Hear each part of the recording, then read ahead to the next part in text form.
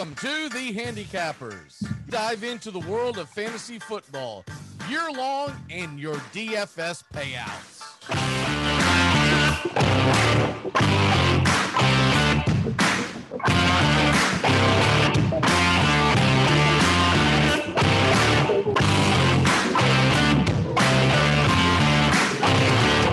Only true Southern football kickoff show that talks the spreads in Vegas, your DFS and fantasy, in your year-long quest to win that fantasy football championship. Only on the Armchair Quarterbacks YouTube channel. It's the Handicappers.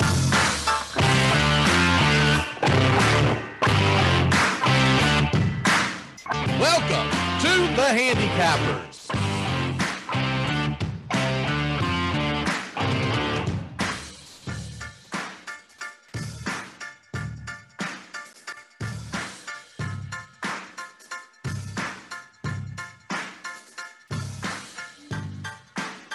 Welcome to the Handicappers. Turn that down. I'm Mac McGee, and Sean O'Toole, how are you, sir?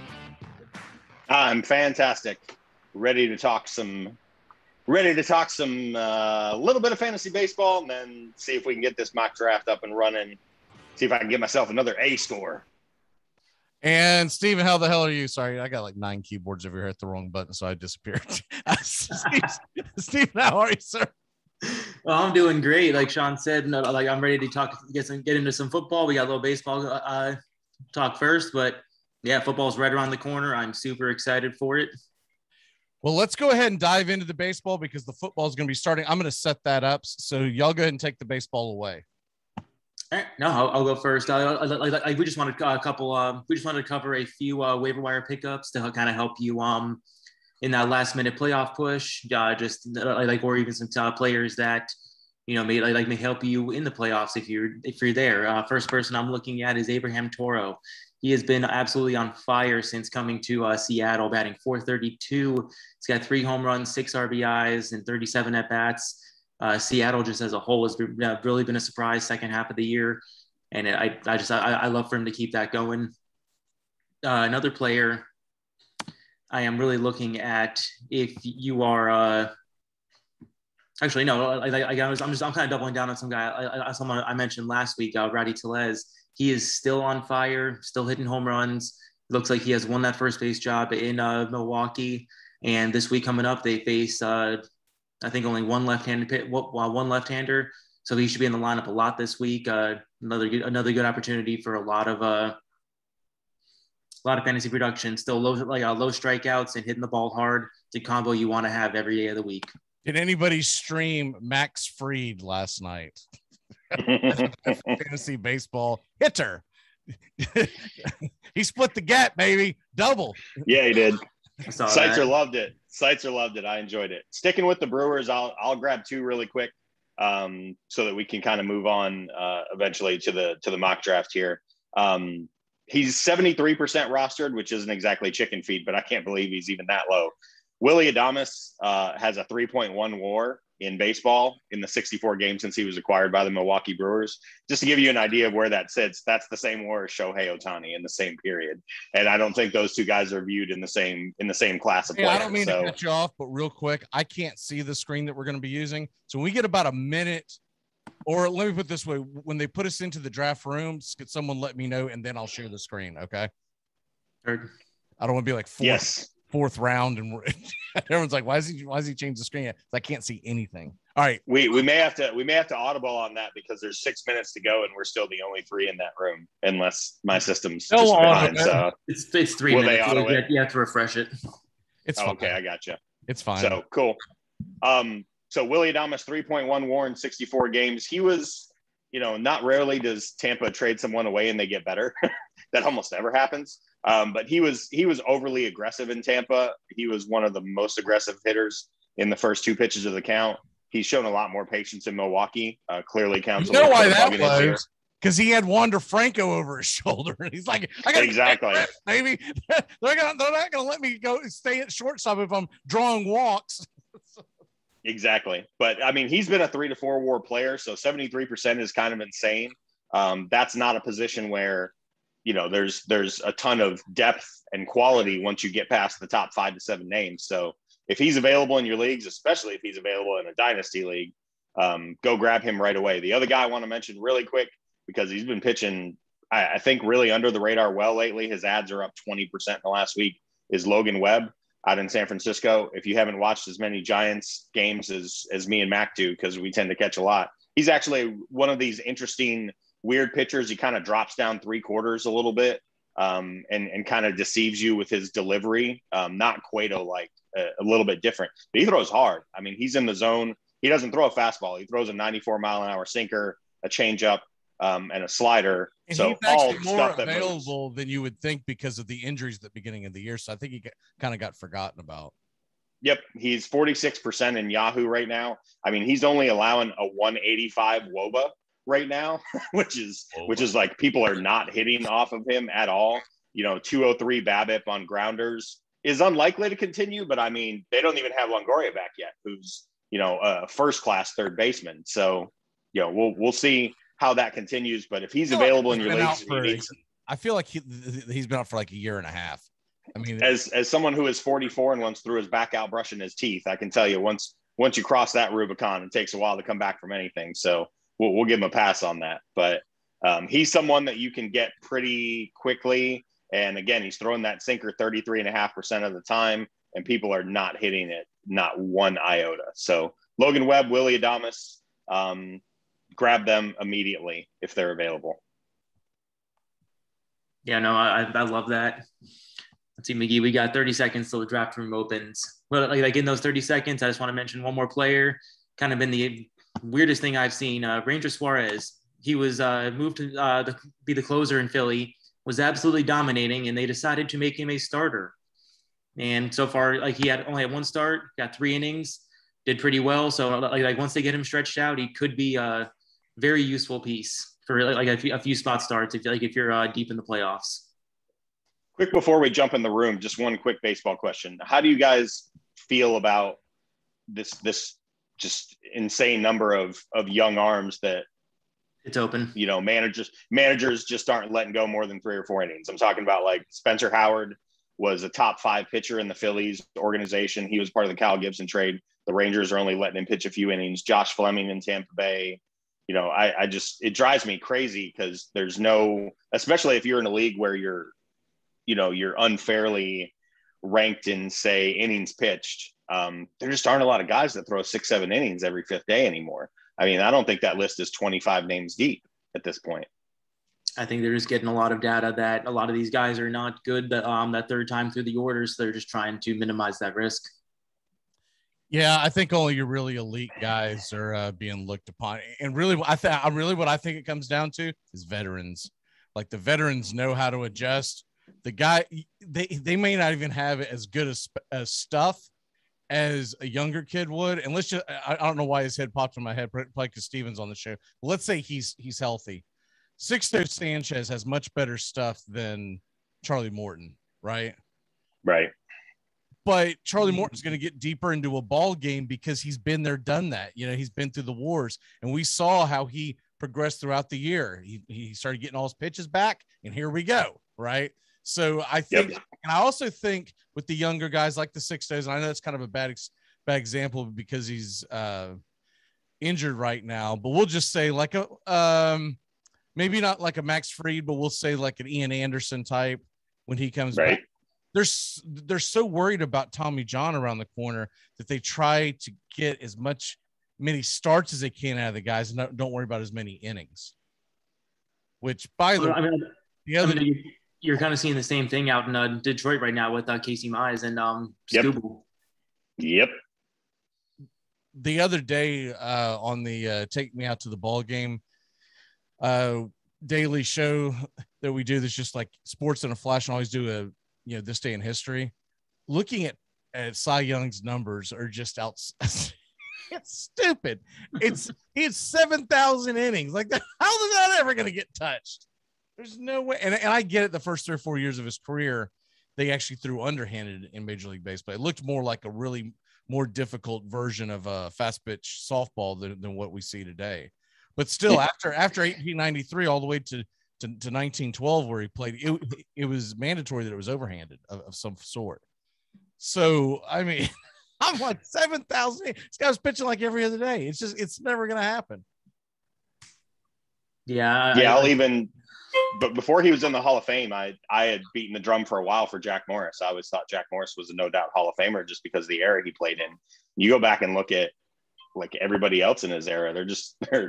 There weren't dudes, pitching seven scoreless for the most part. I mean, there were Nolan Ryans and Tom Seavers, but Jack was 7 2/3, 4 runs. All right. Well, the fantasy draft is beginning, so let's get to getting. Steven's going to start off, and since I'm kind of hosting this one, I'm going to do a little bit of here and there, but basically, I'm going to take myself out of the running pretty early on this. So where are we at? We're at. I nominated Christian McCaffrey, and they got auto raised to $67. And okay, yeah. Look at that. Now I am out. That's 76. Out. See, like we're already seeing one of those times where. I guess I'll actually try to play a little bit because I don't know what happened to Joey. His birthday was yesterday. He went to a Cubs White Sox game and his phone's not on. So he could be he could be he could be no longer on this mortal coil at this point. Yeah, he could be face down on Michigan Avenue right now for all I know. Getting stuff done to his butt. Whoa, calm down. Easy. Hey man, those homeless dudes don't play. All right, so the next guy to go is Dalvin Cook at 61. I'm trying to position myself. So while we're talking about this and just kind of throw out the idea, and we don't have to go in like a list or whatever, but I just want to kind of start the conversation today of sleepers and busts as they come about when we're drafting today. Guys that you're like, man, I'm not paying that much for him in an auction league. And then other guys you're like, you know what? I think this guy's a steal. So in a $200 league, Henry and McCaffrey are going above 70. You do that, you're done. I mean, you better hope they don't get injured. Either that or you go all in and you go get 2 or 3 really good guys, and then you just sit back and just basically wait to draft the rest of your team. Yeah, I think there's crazy depth at running back. It's just not. I'm not interested in that price. But that's me. The first year we did this, I went with that theory because I was curious because we did 2 or 3. I was like, you know what, one of them, I'm just going to go balls deep here, and I'm just going to start throwing, money at the beginning. And I got 2 or 3 really good guys at the beginning. And then that famously was the year that Le'Veon Bell did not play. I forget what the deal was with Gurley, but he didn't play much. And those 2 guys I threw all my wad in on, right? Chubb went 54. That is high. And I want to say I put a lot of money in on a quarterback too. So anyways, the point was I had 3 guys that had no money left. And that year was terrible. I was like, I'm never doing that again. Look at the screen. Speaking of a guy I wouldn't touch with a 10-foot pole right now, Jonathan Taylor. Woo! I'm not buying that he's 5th overall. That one's strange to me because you're going to see an 11-man box for the first 3 weeks, Chief.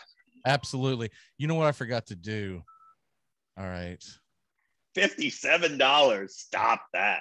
It's not even that. It's not even like the whole Carson Wentz injury for me. It's the fact that Marlon Mack is back, and people are just kind of not writing off Marlon Mack. I mean, he is a real contributor. He's a real player. In the weeks where Hines and Wilkins were healthy, which they kind of went back and forth, Taylor wasn't the 3rd down back on pass downs because he's not the most adept pass catcher.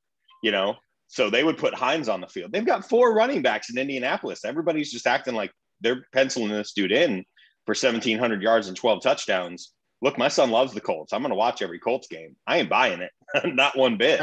And especially if Nelson starts the year injured, which looks likely, come on.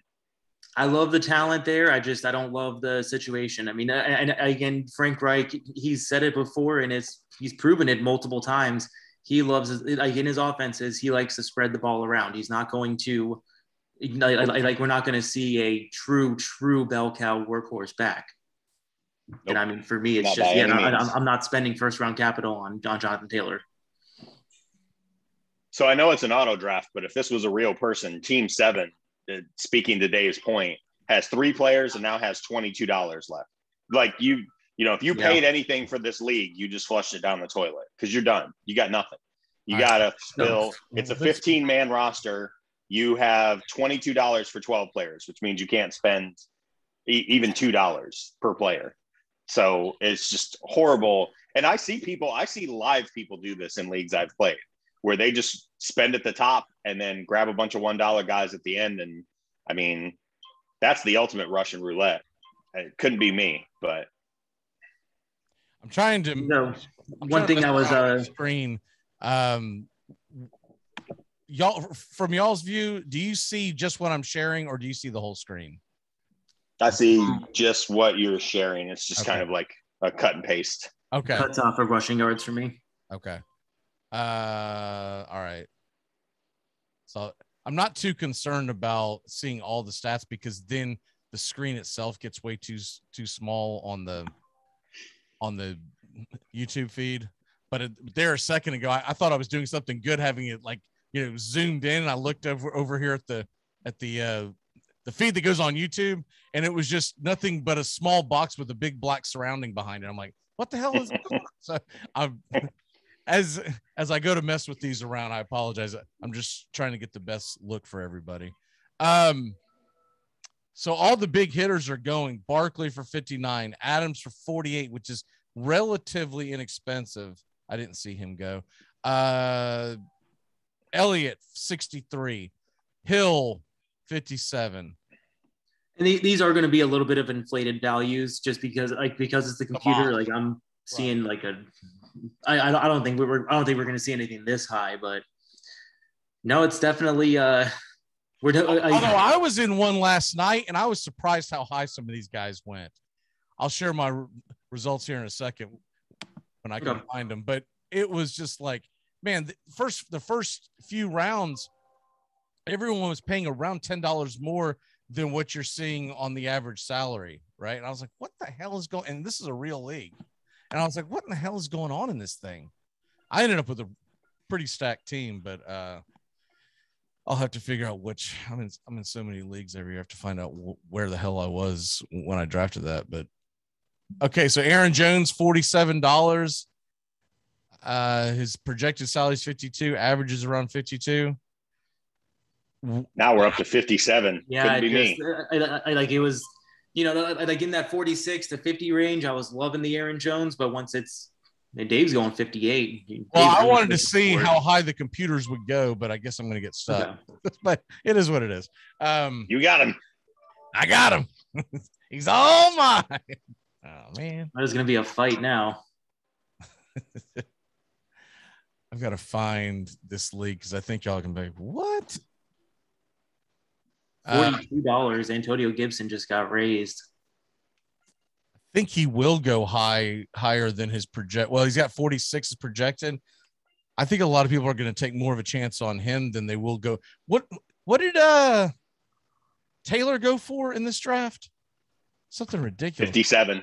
Yep, 57. Yeah, I'd probably be more inclined to grab at Gibson because he's supposed to be the lion's share other than McKissick probably catching out of the backfield. I don't think McKissick's going to be a factor at all this year. I mean, I think that was mostly a product of Alex Smith not being able to throw more than 5 yards downfield. You want to talk about sleepers. Gibson's a huge sleeper for me because he's basically getting drafted as the RB11. And if you take a look at some of his advanced numbers, especially yards after contact, and the fact that this dude's only been playing running back for like 2.5 years, like he didn't go to Memphis as a running back. This dude's the sky is the limit for this guy. I'm a huge Gibson believer this year. And I actually like that team. I sign me up for weeks of Fitzmagic. I can't wait. So the salary cap draft that I was in a couple of days ago that I was just talking about, and I ended up like waiting to draft because these guys were like blowing their load early, and I'm like, you know what, I'm just gonna watch them do it. It's a money draft, but it's not a big money draft. Long story short, I ended up with Lamar Jackson and Kyler Murray at quarterback because everyone was out of money, so I was like, well, here we go. I got Metcalf and Cooper and Woods as my receivers. And on my bench, because everyone was out of money, I also got Kupp and Julio Jones as my receivers. Oh, and also Adam Thielen. It's my turn to nominate here. We'll put Eckler in there. And then running backs, I ended up with Chris Carson, DeAndre Swift, and Gaskin and Mike Davis. And also Darrell Henderson. So I've got good depth along the way. And then tight end was Kyle Pitts. I didn't end up with a second tight end because there weren't good ones available. I was like, screw that. And I did end up with the Washington defense as well. But there came a point 12 to 14 rounds in where everyone was out of money but me. And I was like, bloop, bloop, bloop. Speaking of money, like this system is like, the computer is like draining me for Austin Eckler. It was 48 projected, and it was raising me up to 53. That's high. That's insane. All right, I'm going to nominate here. Just let me get So I like for me, I got Calvin Ridley here. He's my top receiver, so I'm going to get DeAndre Hopkins off the board. A lot of times I like to throw players out there that I'm not necessarily interested in, just to have people blow their money. And, like when we get down to the players I actually like, it's, makes things a lot easier for me.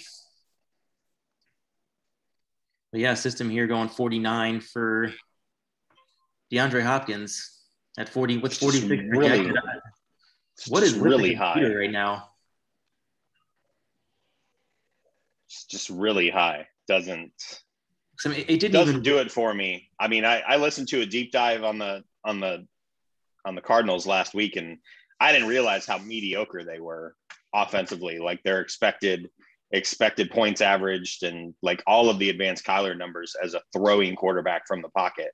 Like he was down with like Joe Burrow and people that just, his value is totally as a scrambler, which, kind of undercuts Hopkins' value to some extent. So I don't know. I'm not a big believer in Kingsbury. So that's a stay away from me. What about Mixon? That whole team here? Mixon's always overrated. I think this year he could be a little underrated. Yeah, I agree with you. I think he's in a good spot. What do you say, Trosh? I've been burned by him too many times. I can't draft him. He's killed me like 2 or 3 times. No, he's definitely burned me. It's just, he's been one of those players where when he's on the field and healthy, he produces like an RB1, but he hasn't actually stayed like healthy long enough to actually fulfill that. But I mean, right now, I'm in a bidding war. He's projected at $43 and I'm bidding in the low 30s right now. Like my offer is going to be $32. I mean, I get this price, give me all the Joe Mixon. But no, as a whole, if you can get Joe Mixon at a value, go ahead and jump all over it. I know Brian's probably watching this and loving some Bengals talk, but. Well, I just feel like he's going to come back. He's now going to have Burrow. They've got a pretty good offensive line. It's been improved. The receiving core is, I think, solid. I think he's going to have opportunities to really blow up. Would I have drafted him last year? Hell no, because he was going for around $50. But this year, right now, 39 by the computer, and his average salary is 39. He's projected 43. I don't know if I would do the 43, but it would really depend on, like, if I look around and go, oh man, my team's sucking. I better grab something. Same thing with AJ Brown. I think he might be a little overpriced this year because Julio may steal a lot of his receiving yards. Well, yes, he may. I think the addition of Julio not really kills, but it really hurts Derrick Henry's value as well. So, I mean, I think with how long he's been there and how long he's been that workhorse, they're going to want to preserve him a little bit. I can try to make a truly deep run in the playoffs. Yeah, I can see that, but he's also the guy in that backfield. They don't have any. Look, they brought in Brian Hill. but that guy's literally just going to be there in case there's an injury and maybe some third down work. Yep. I still think he's going to get you 20 yards. If he gives you 20 carries a game, which I think he will, he's going to bust one or two. He just always does. So you get tired of tackling that tank. You're like, dude, screw this, man. Y'all pay me a lot, but y'all don't pay me that much. Go. God, dude. What about this guy? Is he overpriced at 30? He's averaging 34. Najee Harris. I love his potential. I mean, he's got terrible offensive line, though. Terrible offensive line. Cannot be understated. Yeah, but I mean, like, there's been so many times where like it looks like there's a team has a terrible offensive line coming into the season, and they manage to just find the right group of guys that click together. So, I mean, for me, it's more of a he was the top running back. He is going, like, in the draft. He's gonna get the top running back in this offense. If Big Ben looks anything like a competent quarterback, I think he could be in for a huge year. I'm damn sure not going to let the computer get him for like 20 something bucks. I can tell you that right now. But like he's projected at 36, averaging 34. That's probably about right, depending on where he gets nominated in the draft. If he were to get nominated much later, then you could probably get him cheaper. But that's just kind of so okay. Let's go with that strategy. Do you like to nominate the really big names first, or do you like to go with the mid tiers, or what? If someone's auto drafting, by the way, I'm gonna nominate a bum, so they get stuck with them. Go ahead, Steven. Sorry. If it depends. Like usually, if I'm in the first couple rounds, I'll throw out the big names. But I always like to throw some, like, I like to try to sneak in some of like the lower ranked players that I'm high on. Like, I'll throw them like 4 or 5 rounds ahead of where they should be going, just to, maybe save a few dollars on them. But no, for the most part, I try to stick with, like who's sitting right there. Sean? Yeah. So, for example, the last guy I drafted, once it's out of the first couple of rounds, I mean, in the first couple of rounds, I'll just nominate, whoever's the next highest ranked player on the board, because I'm usually not too high. I'm just not a big spender in auctions. I'm not, you're never going to see me spend over $60 on someone unless I'm really convinced that they're going to take off this year. But an example of what I just did, putting up Scary Terry. I mean, Scary Terry's numbers with Alex Smith and who was the guy that played in the playoff game? Taylor Heineke. Scary Terry's numbers are nuts, and he's never had a wide receiver across from him ever, and now he does. And he has a professional quarterback in Fitzmagic, and I mean, I'm very, very bullish on Washington's potential this year. So, for $20, given what he's already produced, you think it's Heineke starting? No, it's Fitzmagic. By the way, that was a flat out steal. DK Metcalf I got for $13. Nice. Justin Jefferson went right before for 13 as well. I mean, I know he got hurt. I didn't see that. I didn't see that one either. This is what happens when you have a bunch of computers that blow their load early. That's what she said. I mean, outside of us, it's all the computers are under $25 left. Which means they can't even spend $2. Yep, they can't spend $2 per player, so it's cherry picking season now. It's basically just the three of us. Yeah. So here's a name. I just don't love CEH. I just don't love him. Not a fan. I don't either. I think he's undersized. The fact that they were so, squeamish on using him last year, when you saw other rookie running backs get plugged in, I don't know. He's got Miles Sanders only worse written all over him. I just couldn't touch him if I wanted to. Yeah, but if he's going for $16, you're going to go for him, right? Oh, hands down. Maybe. Is Andy Reid gonna, who's he gonna bring in off the street? Like, who's still there? Stevens, so that this thing doesn't drag out forever. But typically, I wouldn't let him go for $17. I would take it up a little bit if I got stuck with him. Fine, but if not, then I've got a decent flex or depth on my team. The guy who I'm about to nominate, probably one of my favorite sleepers of the season. Probably one of the best receivers in the league, Keenan Allen. Right now, projected for $36 and he's only going for $24. Did he get traded to the Dolphins? What? Did he get traded to the Dolphins? No, I wouldn't want to. I'm not.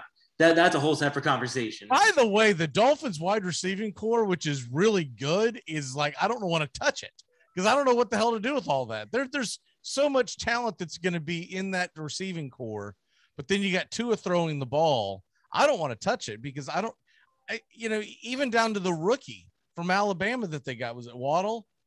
Like, yeah. How's he going to get on the field? What do you mean I was going to get on the field? Well, Will Fuller's going to be back after game 1. And I mean, all in all, I think Miami's got a pretty good, Parker. I'm forgetting somebody, but I was looking at this the other day and I was like, my God, like really not though. That's about it. I mean, like there's other smaller pieces, but I mean, it's Waddle, Fuller, Parker, Preston Williams, Albert Wilson, and then Gesicki at tight end. Preston Williams is the one I was thinking of. Preston Williams may not even make the team this year. Okay. I will say though, the Miami receiving core and just that offense in general, I love it more as a real life offense and like not as much for fantasy. Yeah, at least right now. Gesicki's going to get his catches too. Yeah, no, I mean, I think the Dolphins' offense will be good and like good for real life. They'll be good for the team, but I don't think we'll be seeing many fantasy contributors out of there, save for maybe Gesicki and Myles Gaskin in two quarterback leagues.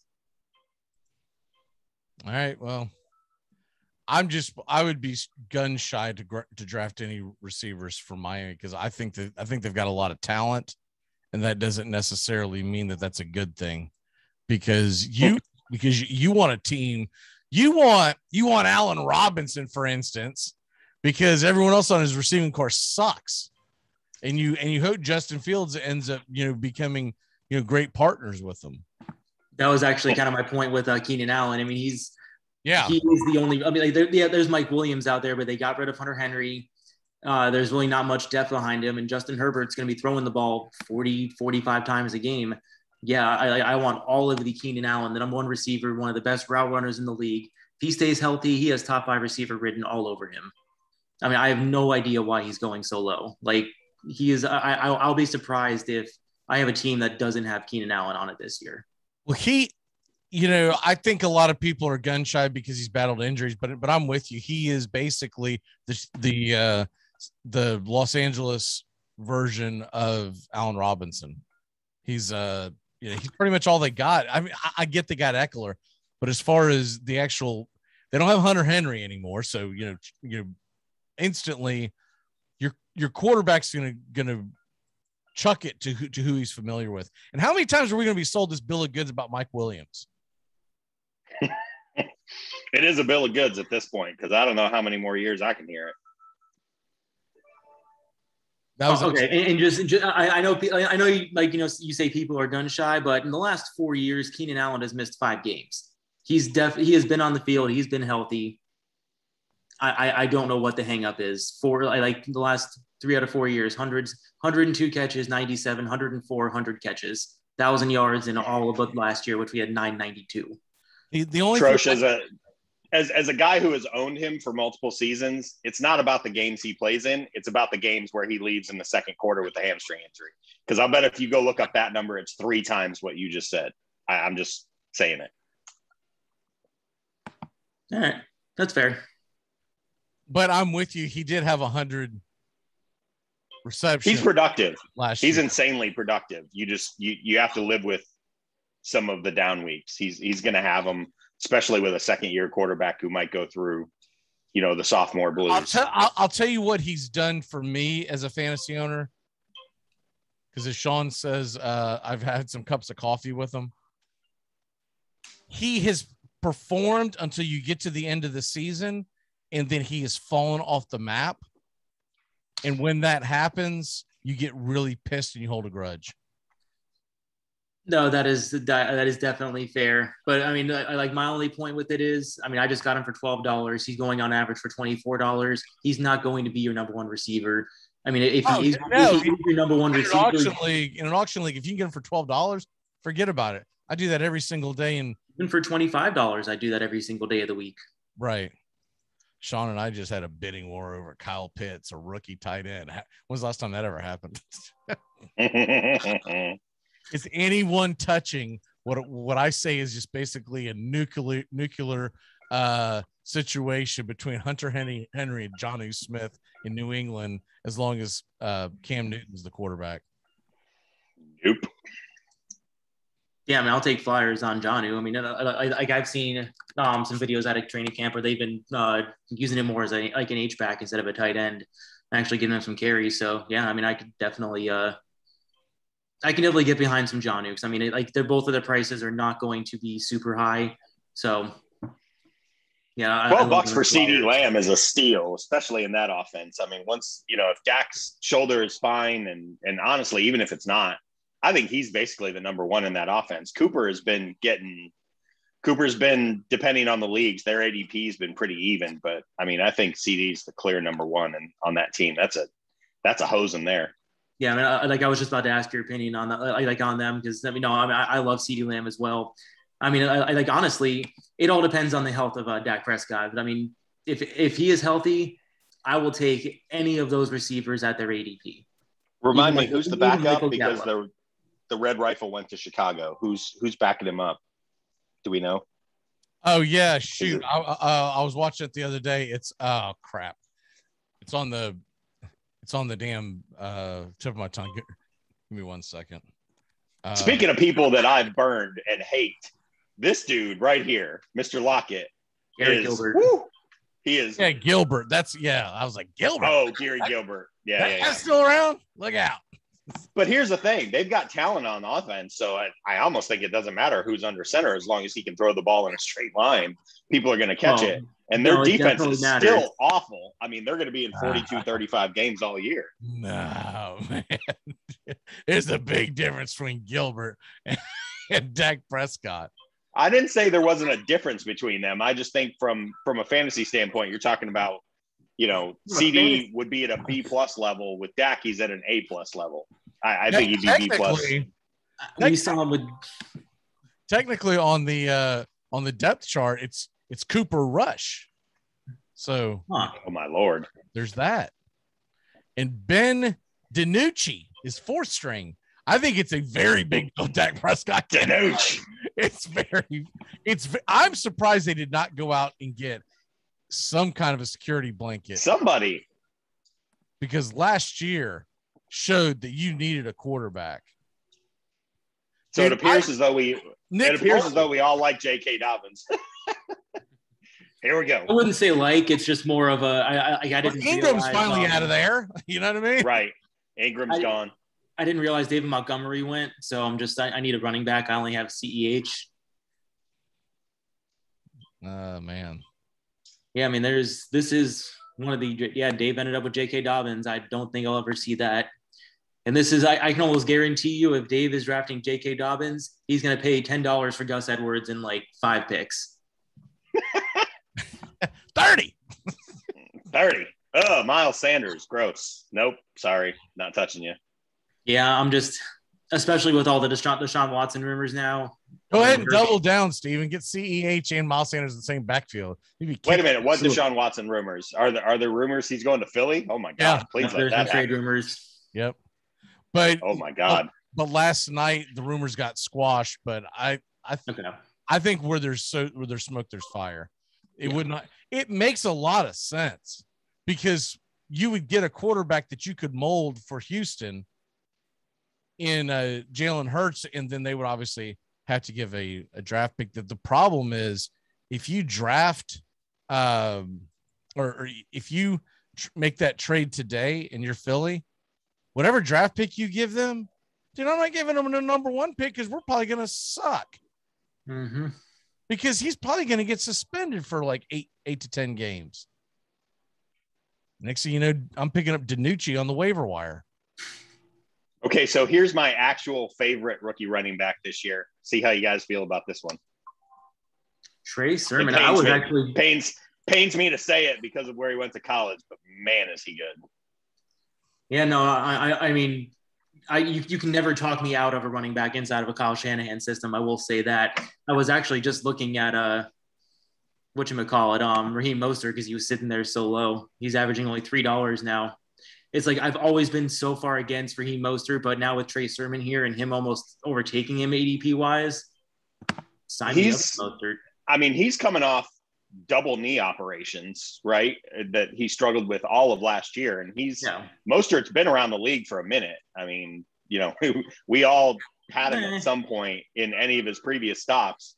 I would be more worried if I had Sermon about Jeff Wilson than I would be about Mostert. But again, Shanahan's he's gonna have to run the ball to open up play action, because that's the only thing Jimmy can do until he gets Lance in there. And once he gets Lance in there, good Lord, he might be running the wing veer. I mean, he might have all three running backs in there at the same time.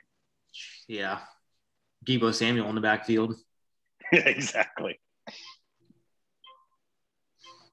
All right, so how are you guys feeling on Mike Evans and Chris Godwin? God, I just don't want to. It feels very New England Patriot-ly. Yep, it really does. It feels like there's going to be three guys with 70 catches and 1,000 yards and 6 touchdowns, and if you overpay for any one of them, it's going to be like that game they do at baseball stadiums where they're like, follow the ball under the helmet. Like you have to keep an eye on it week by week. It's going to drive you mad. Is this going to be one of those, so basically is the answer here going to be just draft Antonio Brown for free at the end of drafts? It could be. I mean, if you've got Wilson or Godwin, why not? What's it going to hurt?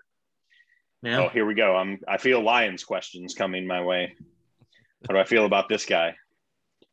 I'm saying. What do you feel about that guy? I feel like we're going to be 6-11, and he's going to get a lot of run early in the year. And if he gets hurt at any point, you better have Jamal Williams.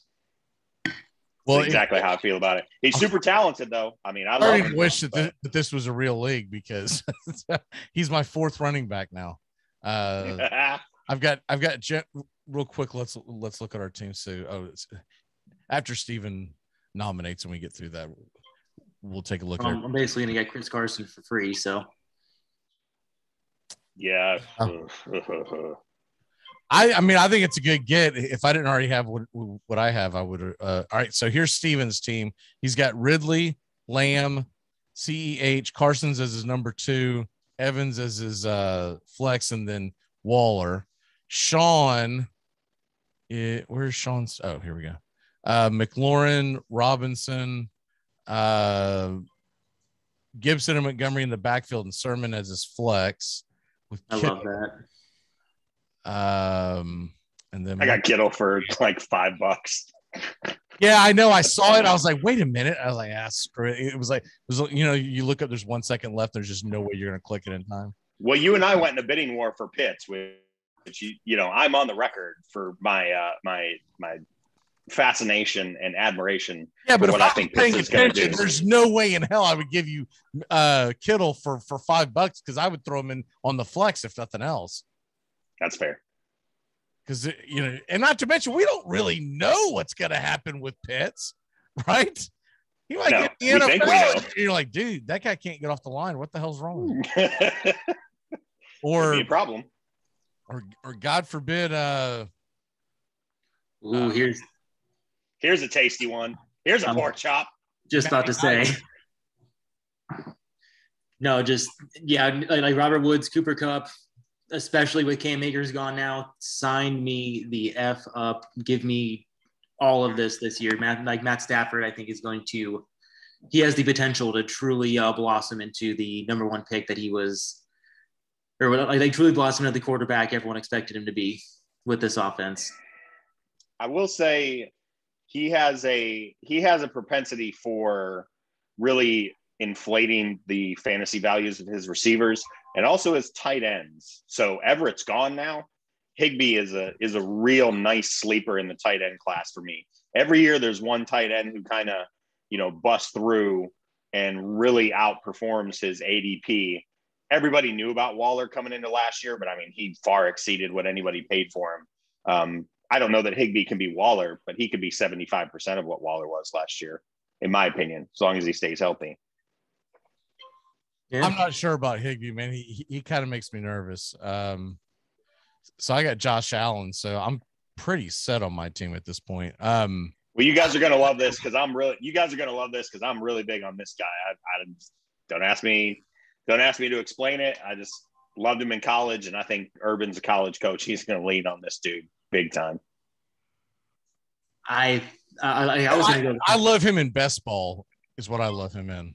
Yes. Okay. Yeah, that sums it up about right. I was about to go the complete opposite end and say I'm still really loving James Robinson this year. I think people are. I think that people are thinking Etienne's going to take more of the work than he really is. And I think you have to handcuff.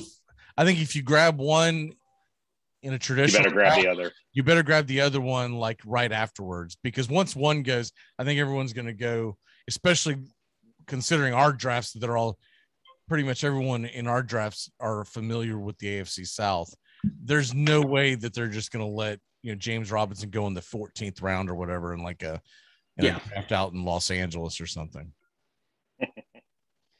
Yeah, well, now Julio is one of the biggest question marks to me, because how long is it going to take for him to gel? And if he does gel, how many touches is he going to get every Sunday? So, I mean, he's got what? I mean, that he can end up being the third option there behind AJ Brown and Henry. He could be the fourth option behind Ferkser around the end zone, because Julio doesn't catch touchdowns and Ferkser does. So that's the other thing you worry about, is it? And I don't think it's all his fault that he's not catching touchdowns. First of all, can you design a route about 2 yards deeper? I think, but at the same token, we know how the Titans like to play that offense. They like to pound it in the goal line. And when they're not doing that, they're doing play action with the wide open, no name tight end sitting out there in the corner. This guy here, man, his injuries concern me, but if you can get him for $2, that's a steal. Yep, it's a steal. The concussions worry me more than anything, just because we've seen, who was mine or his. Cooper Kupp. Those are always a worry. Yeah, yours are well documented. I still haven't recovered from that one where I put my head through my own wall. What was that, 2 months ago? Ooh, another pork chop. Mr. Gaskin. Love this guy. I was on record as loving him last year. I mean, I flew him many times on the Handicappers last year. Sometimes he paid off, sometimes he didn't. I think if they were going to sign Gurley, they would have signed him before now. So, I think it's his job to lose. I mean, Gaskin isn't the most explosive. He's not the most athletically gifted, but he does, from what I've seen and what all the coaches have been saying, he does everything right. He's good in pass protection. He's not going to lose you yards. He's going to make the smart play, and he fits really what Flores and Greer are looking for in that offense. I don't know if he'll be an option that beyond this year, but I think he is going to be a very, very, very strong piece this year. Well, I don't think Malcolm Brown is going to threaten him in any way. No. Nor Jared Stokes. So it's his job, and that's what you want out of a running back, is a guy is the guy and is on a team that can run the ball, that's not going to be behind by 17 every damn game, right? So I think he's a solid pick this year. And I think he's undervalued as hell too. I see him in traditional drafts. I'm like, dude, y'all are taking some big risks early in the draft to grab like a Najee Harris. And I think he's just going, he went to Alabama running backs, blah, blah, blah. Dude, Myles Gaskin has already proven it. For his ADP and where he's going, you'd rather have Gaskin than like Singletary, the Singletary Moss 2-headed monster out in Buffalo. Singletary's going ahead of him. So is Josh Jacobs in most leagues. He just went right there. And I'm not a believer in Jacobs at all, because Gruden doesn't fall in love with running backs. He dates, but he never marries. He just brought Kenyon Drake in. Exactly, Kenyon Drake. And he brought in another old Alabama running back. I forget who the hell it was, but there was an article out yesterday. He ended up at FAU, but he started at Alabama, and we all know that Gruden just loves Alabama running backs. So I think a lot of people forget that Drake was a Bama guy, but he's got Drake, he's got Jacobs. They were making jokes about how it wasn't too late to bring in Eddie Lacy.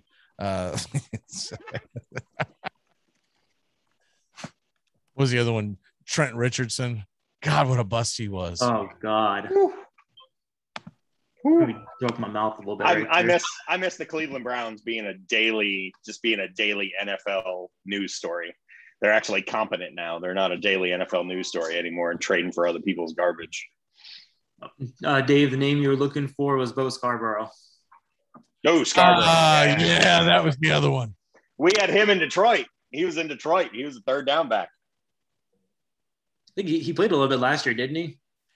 But there was another running back. I don't remember where. There was another running back outside of Bo Scarborough because everyone remembers Bo Scarborough. There was another. I'll find it in a second. They brought a guy in that if you look up his I guess I can just go to the if this thing's been updated, I can just go to this depth chart thing. But it's a guy that if you look at his Wikipedia or whatever you go to, you're like, that guy didn't go to Alabama, but he did go to Alabama because of it was either BJ Emmons or Trey Ragas.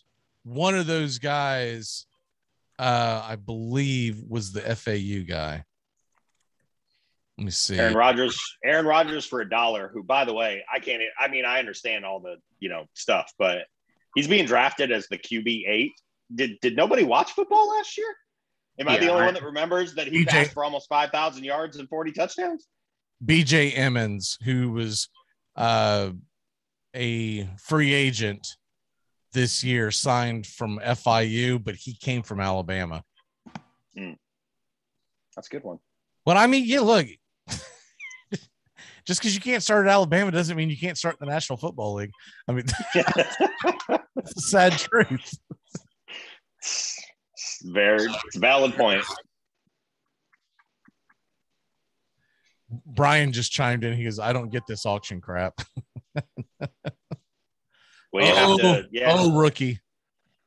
You have to understand, just basic mathematics, Brian, in order for the auction to make sense. You can tune in next week. We'll do a standard draft for you with crayons. Yeah, exactly. Crayons. What's his name? Matt didn't want to try an auction. Hated it. Right. And then let's see, we'll go ahead and put someone like this out there and see what people are thinking. And then he did the auction this year with the basketball and absolutely loved it. Yeah. It's just once you do the auction, it really is so much more fun than doing the other kind. The only caveat I'll say is that the one we're going to do in Nashville, I think will be really fun because we're all going to be in the same room. Right. And so that's, I am beyond excited for that. Yeah. And we found out there's a place that's famous for their hot chicken around the corner from the house that we're renting. So that's what we're going to get for the lunch buffet or whatever. Hattie B's or Prince's? I think it was Hattie B's. I'm almost positive. Yeah. Hattie B's. Hattie B's. I'm going to nominate this guy just to get your opinion on him. Ooh. Nope. My opinion is nope. What did Dak go for? Oh God, no one I drafted Dak. I thought someone was going to draft Dak. All right, whatever. The only reason I didn't is Sean got Aaron Rodgers and I got Lamar Jackson the pick before. Oh, is everyone else out of money? Yeah, basically. $9, $10, $11, and I was thinking can't fill out their rosters. One of these fake teams was going to draft and was giving me time to talk about it. They can't spend more than $1. I think OBJ's interesting. He wants a contract, which is hilarious, but there was an over-under on him the other day on a gambling show I watch, and it's not Gambling's Anonymous, although it should be. It was 900 and something yards for OBJ over-under for this year. And I felt like that was low, and then you start thinking about all the damn talent they have on that team. I was like, all right, well, fair enough. By the way, if this guy goes this low, what the hell is this about? But I'm not carrying 3 quarterbacks. This is a mock draft. I can't trade them off. And there's a lot. See, I mean, one thing I'm just, like Deontay Johnson, I love him again, but no, I mean, I'm looking at the receivers that are still available, and I mean, There's a lot still. Grab all looking at this, all this is telling me is what grab about this guy, y'all? What about him? T. Higgins. You got much faith in him this year? Eesh. I think everyone's writing off Tyler Boyd in that offense. And I mean, they are. He's going low on T. Higgins looked good last year, but they just drafted Jamar Chase to be the number one. Tyler Boyd has the slot. I think T. Higgins is going to be the one that falls out a little bit this year. I got a spine rattling chuckle the other day out of their social media team going to Instagram and putting up a picture of Tyler Boyd, T. Higgins, and Jamar Chase, and the scroll bar said, "Name a better three. We'll wait." I'm like, I can think of like 12 teams that have a better three, but okay, make sure you put that on your social media. AJ Brown and Julio, those two are better than those three. Right, those two. DK Metcalf, Tyler Lockett, and whoever they start at, tight end is better than like I can go 15 teams deep with a better three than that. Stop it, Cincinnati. Win something first.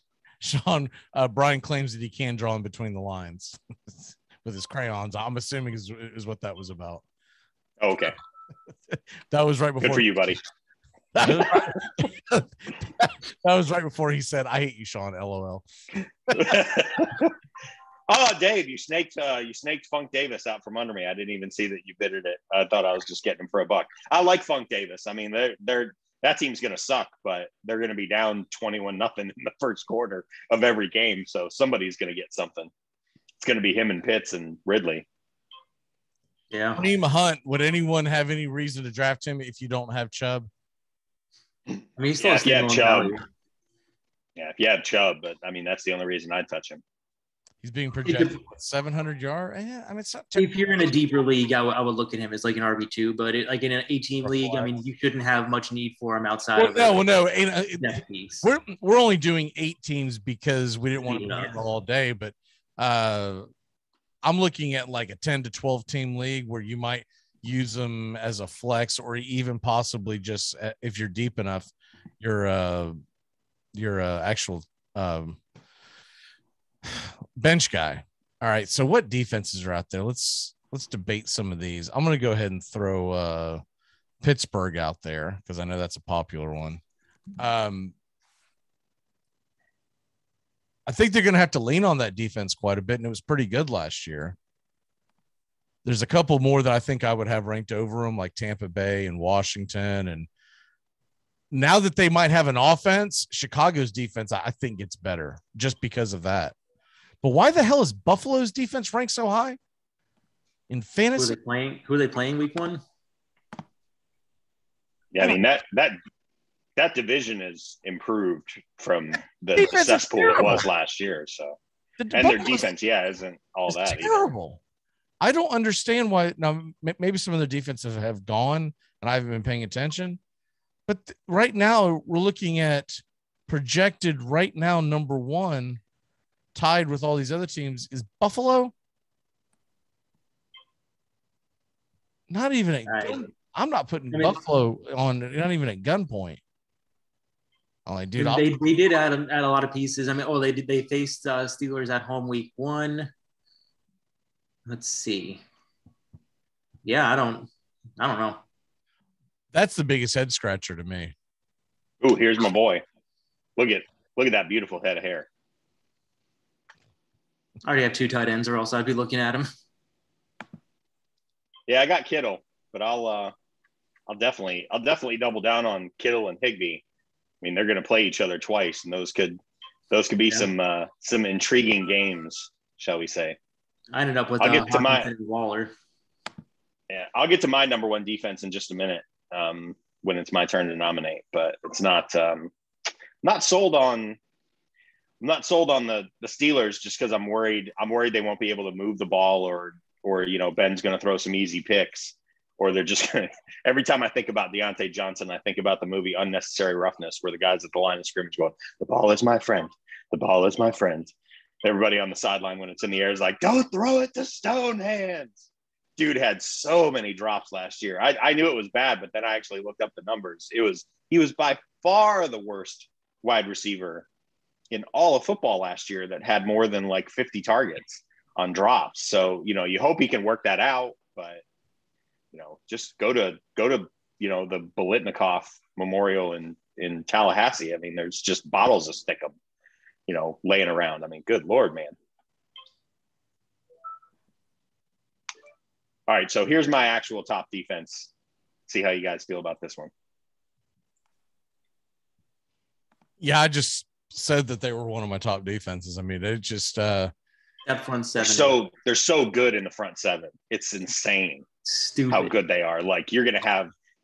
I mean, they broke Burrow in half in week 9 last year. I mean, that was just the appetizer for how good they can be. If Dak is healthy, have backup plans when they play the Cowboys, because if Dak is healthy, that offense is going to be lightning. But other than that, I mean, I don't know why they would regress in any way. That they were one of the top defenses last year, so I don't see how they would be anything but that. Yep. Trying to see here. I always end up picking like the wrong site where the layout is terrible. But I was going to look at what were the results for the Buffalo defense last year. And looking at this, they gave up 17 to the Jets, 28 to the Dolphins, 32 to the Rams, 23 to Vegas, 42 to Tennessee, 26 or 28 to Kansas City, 32 to Arizona, 44 or 34 to Seattle, and that's a top defense? No way in hell. And the Rams game was one of my favorite games last year. They were actually up, I think, 21-0 in that game and got a pick 6 off Goff. So a lot of their fantasy value came off of that game. And then McVay just, ripped off a few touchdowns on them and got them back in the game in the fourth quarter. Yeah, I don't see it with their defense. They're not stout up front. Their strength is in the back seven. They're really good at linebacker with Edmonds and Milano. And obviously they've got White and Hyde in the secondary, but their front four is really, really mediocre. Well, and that's part of the theory this year. I mean, they spent their first 2 picks on defensive linemen. They tried to bolster that with Rousseau. I forget who the second player was, but no, I mean, I do think they are a top 10 defense for sure. Whether they're going to be that much higher, I don't know. I don't think so, but. All right, so realistically, we can start putting a cap on this because Sean's got to run here in a few minutes. We'll get through this pick, and then we'll look at everyone's teams because we're realistically at the end. Yep, I got a kicker left, and Trosh has got a few spots to fill, but he can pretty much just pick of the litter stuff here. All right. Rojo, okay. So this is what my team looks like. I got Josh Allen, DK Metcalf, Cooper, Jones and Harris, Pitts, Dobbins, really deep in the running back with Swift and Henderson, and then Thielen and Deontay Johnson, and then Davis may or may not even get in the game. And then I got Dak as a backup. The only thing that I would have liked to have had was a little more depth at receiver, maybe an extra tight end. But I don't really worry too much about tight ends because a couple of them will emerge and you can just stream on a bye week. So it's really not that big a deal. Steven's team looks like this. He's got Jackson, Ridley, Lamb, CEH, Carson, Evans, Waller. And then his bench, he's got 2 receivers with Kupp and Beckham. He's got 2 running backs with Gaskin and Jones. And then he also has an extra tight end in Hawkinson. So that's a pretty solid team as well. And then Sean, A-Raj, McLaurin, Robinson, Gibson, Montgomery, Kittle as the tight end. And then you got Sermon as your flex, which I think in most weeks in a PPR or a half-point PPR, Woods would end up being your flex. ETN, Julio, DJ Moore, James Robinson, and Tyler Higbee with Washington's defense. So I think all in all, pretty good teams. We won't be here long enough to look at the overall draft results where they rank teams and scoring, but that whole thing's hokey anyways. If you're doing these mock drafts, don't pay attention to that because they are not taking into account of what a real team looks like. They're more looking at, well, bye weeks and calculations and blah, blah, blah, blah, blah. I think the best advice I can give anyone in fantasy football is it's your team, draft however the hell you want to draft, because you're going to be that team. You're going to be watching that team. And if you crap the bed and you suck, well, you lose a few bones. But if you come in great, then you're going to be happy as hell. And you might win a few bucks unless you're just like in a free league or whatever. By next week, I believe, I'm not sure, but by next week, I believe I will have the new fantasy football armchair quarterback trophy displayed somewhere in this area when we haven't figured it out yet. And I've went back and dated it back to, it goes all the way back to 2014, where we've had at least one of these leagues where all the guys on the armchair quarterbacks have been in a league, and we're putting the champions all the way back to 2014, including last year where Sean won his first one. So that's going to stay back here almost like a Stanley Cup trophy. And then we're going to ship out a smaller trophy each year to the winner going forward. I'm not dating it back to 2014. So if you won like 2015 or something, go buy your own damn trophy. Since you guys are coming to Nashville, you said it's the Stanley Cup. Can I talk anybody to bringing it to Nashville? Like, can I drink out of it since I won last year? We just not gonna do that. This is a separate. Just joking. I know. No. You said Stanley Cup. I got really excited. The one I love the Stanley Cup. It's the greatest trophy in all of sports. The one that's going to be displayed behind me is the draft we're doing that Wednesday morning live on the show. The hosts. Right. Yeah, the hosts. And it's not an auction because you can't you see how difficult it is. No. You just cannot be a 3-hour show. You can't do it. It's impossible. We will do an auction draft 2 Friday nights on YouTube. And that one, we're going to open up the Zoom room. Anyone that wants to jump in can jump in. That one should be a lot of fun, but I don't feel like I have to actually host that thing and be talking. Like, people are, we get 5, 6, 7 guys in there. People wouldn't just, prattle away. But yeah, and Trosh, you won one of the years because I had to write the names down to send to the trophy lady. So I do know, I want to say 2018, but it might have been 17. It was somewhere in that neighborhood. Someone's at the door. Sean, what is your walk-off for the day? Let's see if this is my walk-off is enjoy the baseball today. Go Braves. We're coming for first place. And can't wait for football season, man. It's almost here. I didn't watch the game Thursday night. The season for me starts a week from today or a week from tomorrow when the Lions open up against the Bills. Y'all carry the load for like 2 minutes. Give me a second. Trush, what's your walk-off? What are you watching today? Oh, I don't know exactly what I'm watching, but I mean, okay. It's definitely gonna be some baseball. I mean, like for my walk-off, I'll go definitely for some DFS. Yu Darvish, great pick today. He is the top pitcher. You want to save a little bit. Austin Gomber, been a killer at home, facing the Marlins again, who are not doing too well against left-handed pitching, just not doing well in general. Austin Gomber only 6,600. And then if you're looking for a team to stack today, give me every single ounce of Cincinnati facing Mitch Keller at home. Castellanos back in the lineup. Castellanos only $4,200. Just lock in every bit of that, every bit of Cincinnati. And you got Toronto facing Garrett Richards. I can say the exact same thing about them. Okay. I'll give a couple DFS names really quick. The first one that I would jump all over if I could get my hands on it is start any Braves that you have, not only because they've been hitting hot, but also Josiah Gray, who they got from the Dodgers. He's got a live arm, but is also very, very young and is very high and up in the zone and misses outside a lot.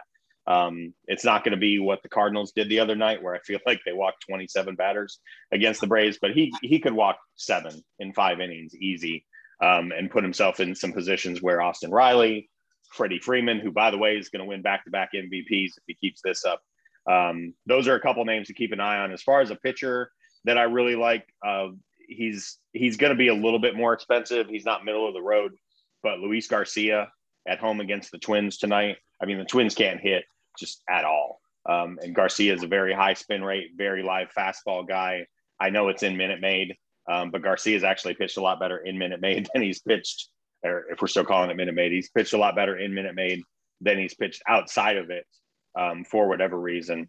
And yeah, you had kind of mentioned Darvish against the D-backs. I mean, the D-backs got nothing. They got Ketel Marte and David Peralta and Carson Kelly, and none of those guys are exactly 1972 Johnny Bench or 1961 Roger Maris. And the rest of the lineup is just, not what you want to have if you're trying to start a professional baseball team in the year of our Lord 2021. So I got a jet. I got to get to work. But we will talk to everybody. We will talk to everybody next Saturday. All right, but what everybody did miss when I ran to the door, some guys at the door knocking, accusing my dog of running around chasing neighbors. I was like, dude, my dog's like crippled and overweight. Like, what are you talking about? My dog's asleep in the back. He goes, oh, I guess it's the next door neighbor. And it's so funny because he goes, all right, well, I'm prepared to go get mad at that guy now. I'm like, don't stick your chest out here, dude, because he you're in Florida. Literally, he comes up to my waist and is about half the size of my thigh. I'm like, I mean, shit, I'll come out here and kick your ass if you want me to kick your ass. He was like, oh, Florida man. Yeah, exactly. All right. Have a good weekend, everybody. Yes, sir. Stephen, what's your walk-off? Oh, I was just covering it. Just stack every little bit of Cincinnati and Toronto you can.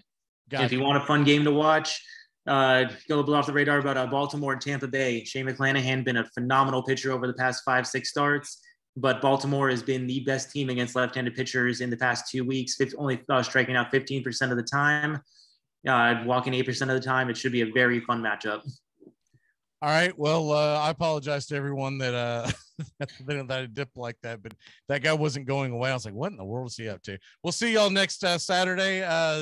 Stephen, we'll see you in 2 weeks. Have fun. And I'm assuming it's Carolina that you're headed to. No, going for golf weekend down to Sebring, Florida. Oh, cool. Awesome, man. Have fun. All right, have a good weekend, everybody.